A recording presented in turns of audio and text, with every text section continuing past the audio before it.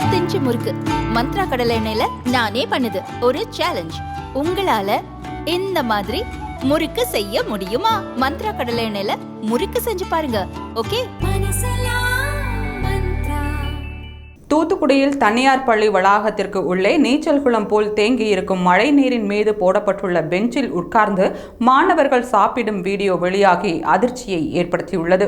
தூத்துக்குடி மாவட்டத்தில் டிசம்பர் 13, 14 தேதிகளில் பெய்த மழை காரணமாக தாழ்வான பகுதிகளில் தண்ணீர் தேங்கியது. பெரும்பாலான பகுதிகளில் அமைச்சர் கீதா ஜீவன், மேயர் ஜெகன் பெரியசாமி மற்றும் ஆணையர் மதுபாலன் தலைமையிலான குழுவினர் தாழ்வான பகுதிகளில் தேங்கியுள்ள மழைநீரை உயர்தர மோட்டார் ஜேசிபி இயந்திரம் மூலம் வடிகாலுக்கு திருப்பிவிட்டு தண்ணீரை அப்புறப்படுத்தினர். இந்நிலையில் மில்லர்புரம் பகுதியில் செயல்பட்டு வரும் BMC என்ற தனியார் பள்ளி முன்பு இடுப்பளவிற்கு மழைநீர் தேங்கியிருந்தது.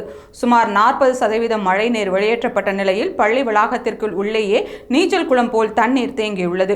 பள்ளி மாணவ மாணவியர் மற்றும் ஆசிரியர்கள் சாப்பிடும் அறையில் தண்ணீர் இருப்பது போன்ற வீடியோ வெளியாகி அதிர்ச்சியை ஏற்படுத்தியுள்ளது.